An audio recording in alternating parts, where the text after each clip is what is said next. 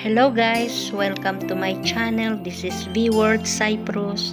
Magluluto tayo guys ng atay ng manok at saka puso. May puso din siya guys.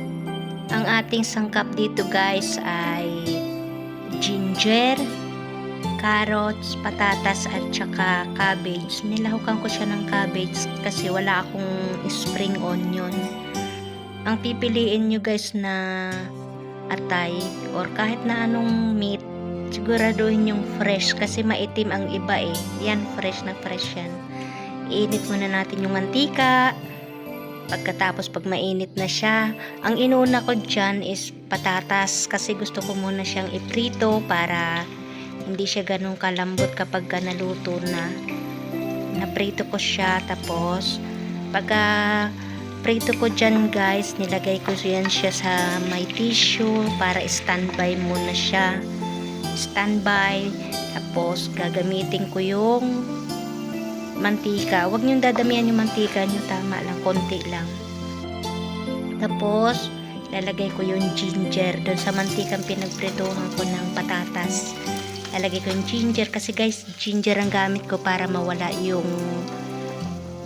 yung kanyang langsa.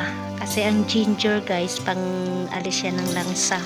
Malangsa yung atay ng manok or balunan or mga isda, ganun yan, malalangsa yan. Kaya yun ang ginamit ko, ginger. Tapos yan, nilagay ko na siya guys. Hindi ko yan siya nilagyan ng tubig, pusa yan siya magtutubig. Kaya halo ka lang ng halo, hintayin mo hanggang sa matuto siya, saka mo ilalagay yung mga mix niya. Siguraduhin yung maluto muna siya. Parang pinrito nyo siya or ginisa muna siya. Yung iba pritong-prito ang ginagawa. Pero sa akin guys, ginisa ko lang siya. Tapos yan na, luto na siya. Nilagyan ko na siya ng isang magic cube.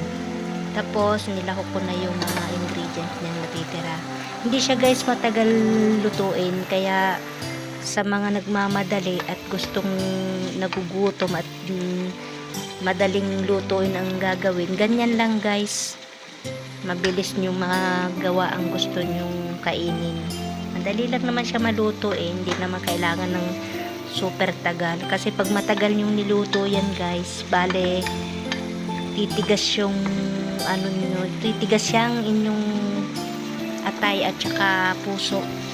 Hindi masarap kapag matigas yung niya. Lalo kapag pinirito nyo at tinagalan nyo, hindi siya masarap, para makunat. Yan. Finish na guys. Ganyan lang kasimple. Wala, mas masarap yan kung spring onion. Pero okay guys yan.